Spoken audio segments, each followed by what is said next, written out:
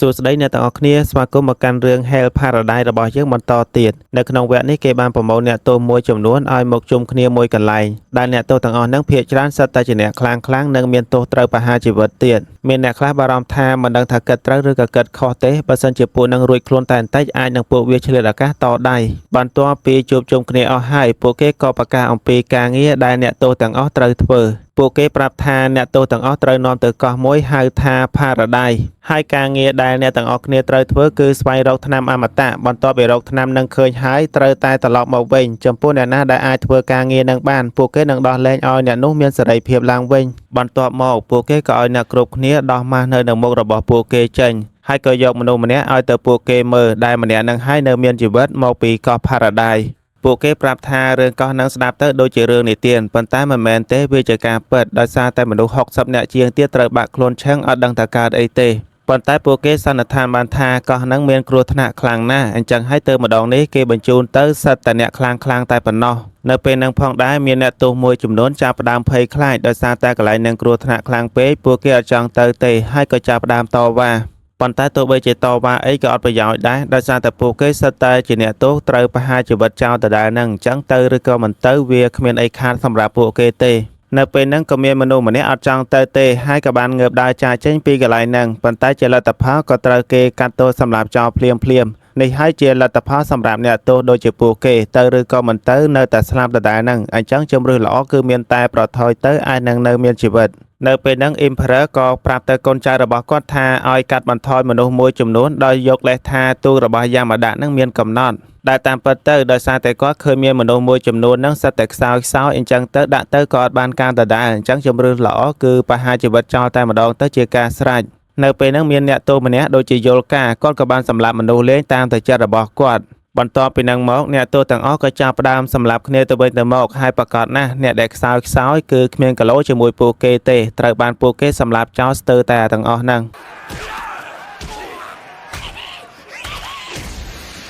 あの男若いダテラに大盗賊を率い伊予の山奥に賊の村を作り上げたあの女は昨年の詐欺輪城侵入騒動の下手人剣竜や八州無双と呼ばれた大剣豪熊を頭から食べるという大男刀も槍もまるで通じなかったとかってあれ全然動いてないよ伝説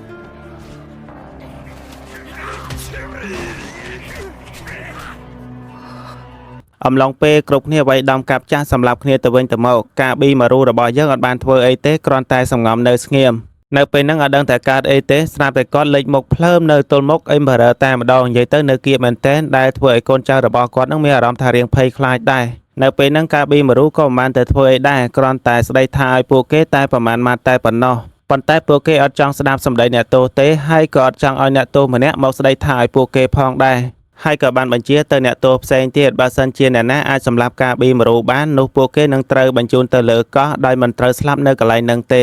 នៅពេលហ្នឹងការប៊ីម៉ារូអត់មានជំរឿសទេបើសិនជាគាត់អត់សម្លាប់ពួកគេនឹងមកសម្លាប់គាត់ដដែលដល់តែពេលអញ្ចឹងទៅក៏ចូលទៅសម្លាប់ពួកគេម្ដងមួយយ៉ាងសាហាវព្រៃផ្សៃមែនតែន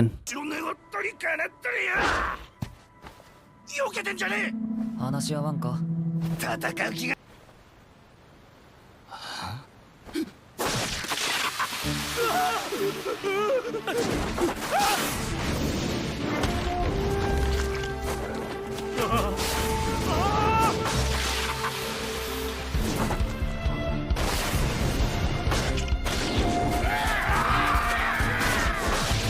នៅពេលហ្នឹងការប៊ីម៉ារូសម្រាប់ពួកគេចោលទាំងអស់ដែលធ្វើឲ្យអ្នកគ្រប់គ្នានៅកន្លែងហ្នឹងមានអារម្មណ៍ថាញាក់សាច់ហើយសូម្បីតែ Emperor ហ្នឹងក៏មានអារម្មណ៍ភ័យខ្លាចទៅលើការប៊ីម៉ារូផងដែរបន្ទាប់ពីសម្រាប់គ្នារួចរាល់អស់ហើយកូនចៅរបស់ Emperor ក៏បានប្រកាសជាផ្លូវការអ្នកដែលត្រូវទៅលើកោះមួយហ្នឹងនៅសល់តែចំនួន10នាក់ទេដែលសុទ្ធតែជាអ្នកខ្លាំងមានដូចជាការប៊ីម៉ារូអាសាឈូបេថាម៉ាយ៉ាហើយនឹងនៅសល់7នាក់ទៀតដែលចាំស្គាល់ឈ្មោះរបស់ពួកគេនៅពេលក្រោយហើយអ្នកទោសទាំងអស់ក៏មិនយកទៅប្រឡែងចោលតែម្ដងទេអ្នកដែលមើលការខុសត្រូវទៅលើពួកគេគឺក្រុមអ្នកកាត់ទោសប្រហារជីវិតមកពីក្រុមយ៉ាម៉ាដា Clan ហើយនៅក្នុងហ្នឹងក៏មានយ៉ាម៉ាដា អាសៃម៉ុនសាជេរីរបស់យើងផងដែរតាមពិតនាងមានឈ្មោះថាសាជេរីចំណែកយ៉ាម៉ាដានឹងជាឈ្មោះក្រុមឬក៏ជាឈ្មោះ Clan របស់ពួកគេទេ ចាប់ពីពេលហ្នឹងទៅខ្ញុំសូមហៅថាសាជារិក៏បានឬក៏យ៉ាម៉ាដាក៏បានដែរឲ្យតែមួយណាងាយស្រួលហៅជាងបន្ទាប់ពីហ្នឹងមកពួកគេក៏នាំអ្នកទោសទាំងអស់ដើម្បីជិះទូកទៅកោះមួយហ្នឹងហើយអ្នកទោសទាំងអស់សុទ្ធតែចងខ្សែជាប់ចំណែកសាជារិវិញជាអ្នកមើលថែទៅលើកាប៊ីម៉ារូ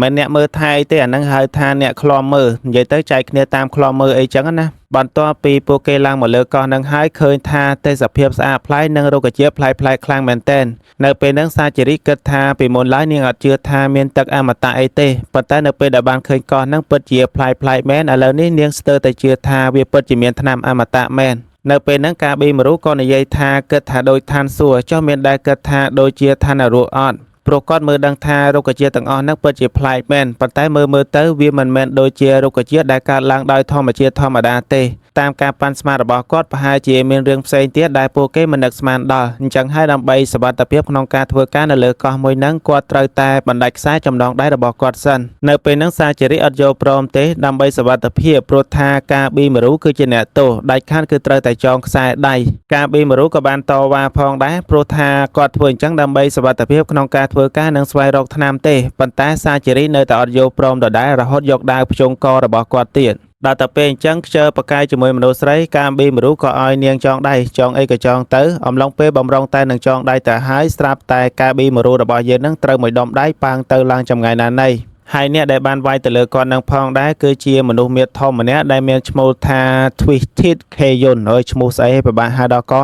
ហើយគោលបំណងរបស់ពួកគេនឹងគឺសម្រាប់អ្នកទោសចោលទាំងអស់និយាយទៅអត់ចង់ឲ្យអ្នកណាដណ្ដើមស្នាដៃរបស់ពួកគាត់ទេនៅពេលហ្នឹងអាប៉ែខេយូនឹងគិតថាបានកំចាត់គូប្រកួតប្រជែងបានម្នាក់ហើយប៉ុន្តែនៅពេលហ្នឹងកាប៊ីម៉ារូក៏បានក្រោកឡើងវិញហើយធ្វើដូចធម្មតាត្រូវមកដុំដៃមុនហ្នឹងដូចអេះល្មោះឲ្យគាត់អញ្ចឹងនៅពេលហ្នឹងសាជារិក៏បានសួរទៅគ្នារបស់គាត់ឈ្មោះថាខីសូដូណូថាហេតុអីបានជាអត់ចងដៃអ្នកទោសរបស់គាត់អញ្ចឹងខីសូដូណូនឹងក៏តបវិញថាចាំពេលពួកគេត្រឡប់ទៅវិញចាំចងដៃទៅលើអ្នកទោសក៏បានដែរពេលដែលមកលើកោះអញ្ចឹងប្រឡែងឲ្យពួកគេធ្វើអីតាមតែចិត្តទៅយ៉ាងហោចណាស់ងាយស្រួលក្នុងការធ្វើការបើរវល់តែចងដៃអញ្ចឹងពេលណាទៅពួកគេរកថ្នាំមួយនឹងឃើញហើយពេលណាទៅពួកគេអាចត្រឡប់ទៅវិញបានហើយក៏បាននិយាយបកទៅសាជារិវិញថាមិនត្រឹមតែជាអ្នកធ្វើការកម្រិតទាបជាងគេទេខួរក្បាលហ្នឹងក៏ល្ងងដែរនៅពេលហ្នឹងកាប៊ីម៉ារូក៏មកបន្ថែមថាមិនដែលឃើញគេអត់ធ្វើឲ្យឆ្លាតដូចគេបន្តិចទៅកុំតាំងតែងពេកនៅពេលហ្នឹងផងដែរអាតាខេយូហ្នឹងគឺពិតជាខឹងទៅលើកាប៊ីម៉ារូមែនតែនដោយសារតែគាត់វាយប៉ុណ្ណឹងហើយកាប៊ីម៉ារូនៅតែធ្វើដូចធម្មតាដូចជាអតុគាត់នៅក្នុងភ្នែកសោះ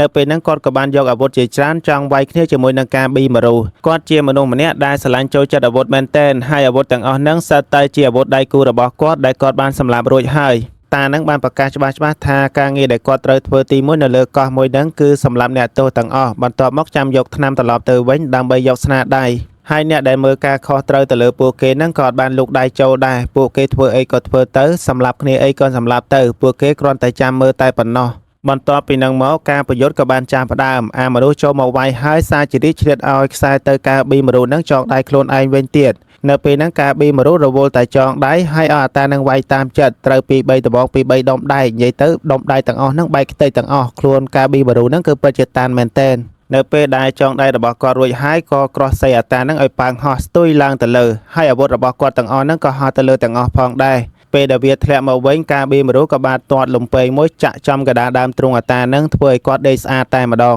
នៅពេលហ្នឹងពួកគេគិតថាកាប៊ីម៉ារូគឺពិតជាខ្លាំងមែនតែនប្រើតែមួយក្បាច់សោះអាចយកឈ្នះអាតានឹងបានបាត់តែតាមពិតតែនឹងអត់ទាន់ងាប់ទេដោយសារតែគាត់មានអាវក្រោះចាក់ខ្លួនគាត់អត់មុតទេហើយក៏និយាយឌឺទៅកាប៊ីម៉ារូថាការប្រយុទ្ធរបស់គាត់ទើបតែចាប់ផ្ដើមទេតែបន្តិចក្រោយមកឃើញថាខ្លួនរបស់គាត់ពោពេញទៅដោយអាវុធដែលមានន័យថាកាប៊ីម៉ារូអាចចាត់ការទៅលើគាត់រួចហើយនៅពេលហ្នឹងខីសូដូណូនឹងក៏បានកាត់ក្បាលអ្នកទោសរបស់គាត់ហើយជិះទូកត្រឡប់ទៅវិញដើម្បីបញ្ជាក់ថាការងាររបស់គាត់រួចរាល់ហើយអត់មានអីដែលត្រូវធ្វើទៀតទេនៅពេលហ្នឹងសាជារិក៏ផ្ដាំថាសូមឲ្យគាត់ទៅវិញនឹងមានសុវត្ថិភាពនៅតាមផ្លូវហើយគាត់ក៏តបវិញថាអ្នកដែលត្រូវប្រយ័ត្នគឺនាងទៅវិញទេព្រោះថានៅលើកោះហ្នឹងនៅមានអ្នកទោសជាច្រើនទៀតជាពិសេសអាប៉ែមួយដែលនៅក្បែរខ្លួននាងនឹងតែម្ដងជាមនុស្សមានគ្រោះថ្នាក់បំផុតហើយគិតថាមានសុវត្ថិភាពមែនគ្រាន់តែចងដៃគេប៉ុណ្ណឹងហ្នឹងនៅពេលហ្នឹងខីសូនិយាយថាតន់តែគាត់សម្រាប់កាប៊ីម៉ារូចោលទើបនាងមានសុវត្ថិភាពប៉ុន្តែមិនទាន់បានដកដាវផងកាប៊ីម៉ារូក៏បានមកដល់បាន កាប៊ីមរូក៏បានគម្រាមថាកុំរញ៉េរញ៉ៃជាមួយគាត់ឲ្យសោះគាត់ខំប្រឹងធ្វើការងារទាំងអស់ហ្នឹងដើម្បីប្រញាប់ទៅជួបប្រពន្ធរបស់គាត់វិញហើយខេសូមានអារម្មណ៍ថាញាក់សាច់ហើយក៏ហ៊ានជាមួយកាប៊ីមរូអីទៀតដែរឥឡូវហ្នឹងយើងទៅមើលអ្នកផ្សេងទៀតដែលកើតហេតុនៅលើកោះនឹងដូចគ្នាក្រុមយ៉ាម៉ាដាក់ក្លែនម្នាក់ដែលពីការភ្នែកម្ខាងពេលហ្នឹងអ្នកទោសរបស់គាត់ចង់សម្លាប់គាត់ចោលគាត់ក៏ដឹងខ្លួនដែរហើយក៏បានកាប់ទៅអបិមាធំមួយហ្នឹងប៉ុន្តែមិននឹកស្មានថាកាប់អបិហ្នឹងអត់មុតទេថែមទាំងត្រូវគេសម្លាប់ចោលវិញទៀតបន្ទាប់ពីសម្លាប់រួចហើយអបិមាធំហ្នឹងចាប់ឲ្យគាត់ស៊ីទាំងឆៅតែម្ដងក្នុងពេលតែមួយនឹងផងដែរអ្នកផ្សេងទៀតក៏ចាប់ផ្ដើមកាប់ស្លាប់គ្នាទៅវិញទៅមកដូចគ្នាមានមួយចំនួនត្រូវស្លាប់ហើយក៏មានមួយចំនួនទៀតគ្រាន់តែស្លាប់ទេហើយពេលបន្ទាប់ទៀតនឹងឃើញពួកគេនៅពេលក្រោយចំណែកខាងកាប៊ីមរូឯនេះវិញអបិកេសូនឹងមុនពេលចេញទៅប្រាប់ថាលោកម្ចាស់ Emperor នឹងបានតាក់ទងទៅប៉ាសេណូប៊ីដើម្បីបញ្ជូនអ្នកខ្លាំងមួយចំនួនមកកន្លែងហ្នឹងហើយតាមមើលទៅប៉ារបស់គាត់ក៏ត្រូវតែមកកន្លែងហ្នឹងផងដែរបន្ទាប់ពីប្រាប់រួចរាល់ហើយគាត់ក៏ចាកចេញពីកោះហ្នឹងត្រឡប់ទៅវិញនៅពេលហ្នឹងយ៉ាម៉ាដាក៏បានភ្លេចខ្លួនបន្តិចស្រាប់តែកាប៊ីមរូចាប់ផ្ដើមវាយប្រហារមកលើគាត់នាងសួរទៅគាត់ថាតើចង់ធ្វើអីឲ្យពិតប្រាកដ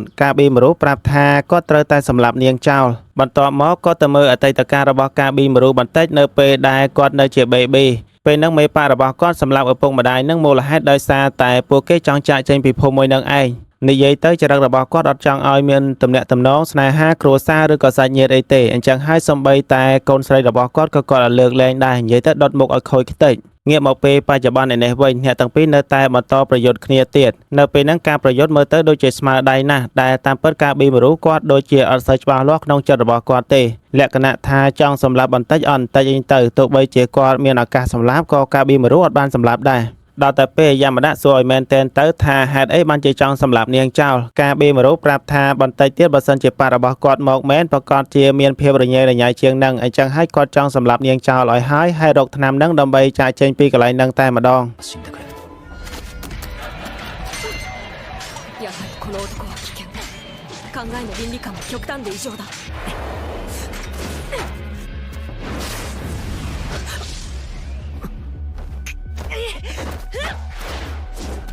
まただ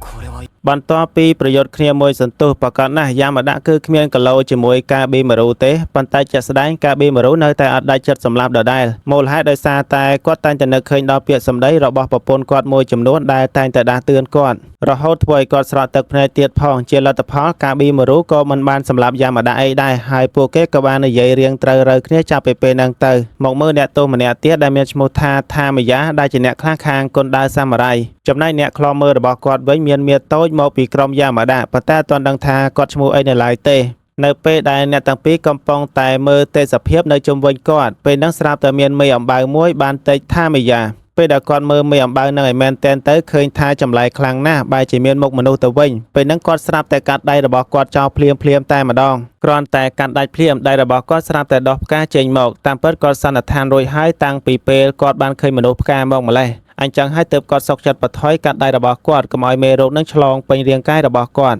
នៅពេលហ្នឹងផងដែរជុំវិញកន្លែងហ្នឹងស្រាប់តែមានការរង្គើខ្លាំងមែនទែនហើយសត្វព្រៃក៏ចាប់ផ្ដើមផ្អើលឈូឆោពេញហ្នឹងតែម្ដងបន្ទាប់មកស្រាប់តែមានសត្វក្អែបជាច្រើនរត់ចូលមកកន្លែងហ្នឹងហើយសត្វទាំងអស់ហ្នឹងមើលទៅចម្លែកណាស់ក្បាលរបស់វាមានសិតតែម្រាមដៃនៅពេលហ្នឹងស្រាប់តែមានយក្សមួយបានចេញមកកន្លែងហ្នឹងផងដែរហើយរូបរាងរបស់វាក៏ប្លែកដែរអណ្ដាតវែងហេងភ្នែកវាវិញដោះមកសិតតែដៃចំណែកខាងកាប៊ីមរូហើយនឹងយ៉ាម៉ាដាក់ឯនោះវិញក៏មានសត្វក្អែបជាច្រើនមករួមជុំវិញគាត់ផងដែរមិនត្រឹមតែប៉ុណ្ណឹងទេនៅមានមនុស្សម្នាក់ទៀតចម្លែកមែនទែនមានដៃច្រើនចំណែកក្បាលរបស់វាវិញក្បាលត្រីបន្ទាប់មកគាត់ប្រាប់ឲ្យយ៉ាម៉ាដាក់ថយទៅក្រោយសិនទៅសត្វទាំងអស់ហ្នឹងទុកឲ្យគាត់ជាអ្នកចាត់ការ